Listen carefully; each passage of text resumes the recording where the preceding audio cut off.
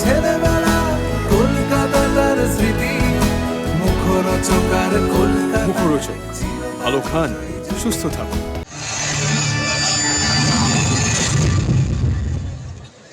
কারা কারা দেখেছে এখনো ছবিটা? হ্যালো, এই কজন মোটে? প্রথমত বলতে চাই, ইতিহাসের পাতা থেকে হারিয়ে যাওয়া একজন মানুষের গল্প নিয়ে আমরা এই ছবিটা বানানোর প্রচেষ্টা করেছি। প্রচুর পজিটিভ ফিডব্যাক পেয়েছি এবং এটা আমার বিনীত অনুরোধ যে আপনারা যারা যারা ছবিটা এখনো দেখেনি, এখনো হাউসফুল করে ছবিটা চলছে, এটা আমার বিনীত অনুরোধ, আপনারা হলে গিয়ে দেখবেন তো? আওয়াজ পাচ্ছি না। শিরায় শিরায় ভক্ত, শিরায় শিরায় রক্ত, শিরায় শিরায় রক্ত, শিরায় শিরায় রক্ত। hello, how are you all? So wonderful to see you all. Such an amazing energy, such a great vibe. Wow. Congratulations to all of you.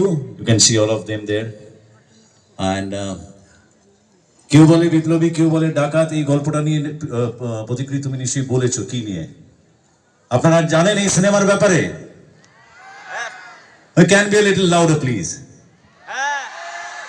Okay, so যারা যারা জানেন ভালো কথা, যারা জানেন না তারা প্লিজ সিনেমা হলে যাবেন, দেখবেন এই ফিল্মটি। আমাদেরই একজন স্বাধীনতা সংগ্রামী, তার আনসাং হিরো, তার গল্প আমরা তুলে ধরেছি সকলের সামনে। And it is, trust me, a very very very inspiring character. আপনারা যারা এই প্রজন্মের মানুষ, তারা যখন যাবেন দেখবেন, আপনারা আইডেন্টিফাই করতে পারবেন, রিলেট করতে পারবেন যে সেই মানুষটা আজ থেকে 50-70 বছর আগে যেই কথাগুলো বলেছিল আজকেও কতটা রিলেভেন্ট, সেটা আপনারা সিনেমা দেখলে বুঝতে পারবেন। কিছুটা ট্রেলার দেখে আপনারা আভাস পেয়েছেন, আন্দাজ করতে পারছেন, but trust me, the movie offers a lot more. Okay, so please go watch the movie. Beside that, I can only pick some questionnaires from you. If you are interested, we will try and answer them. Come on. আমার কাছে এই গল্পটা যখন এসেছিল আমার মনে হয়েছিল যে ভীষণই এক্সাইটিং একজন মানুষ, যার গল্পটা আমাদের এই প্রজন্মের মানুষদের জানা উচিত, এবং যারা যারা যারা এনার ব্যাপারে জানতেন না তাদের সকলের এই ব্যাপারে জানা উচিত। কেন, যেমনভাবে ট্রেলারে প্রশ্ন আছে, সে আসলে কি, সে বিপ্লবী, ডাকাত, অপরাধী না কি, এই অনেকগুলো প্রশ্ন আছে।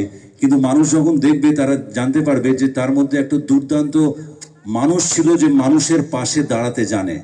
আমরা সবাই কি করে, अपना कौन होता है, जो सही वक्त पर आपके साथ डटकर खड़ा होता है, वो अपना होता है। তো অনন্ত এমন একজন মানুষ যে দেশের মানুষের স্বার্থে তাদের সাথে হাতে হাত মিলিয়ে এগোনোর কথা বলছিল এবং সেই প্রমিসেস গুলো করেছিল। তো সেরকম একটা মানুষ পৃথিবীতে খুঁজে পাওয়া আজকের দিনে কঠিন। সেই মানুষের গল্প তুলে ধরাটা আমাদের কাছে মনে হয়েছিল ভীষণ exciting, and that's the reason we made this film.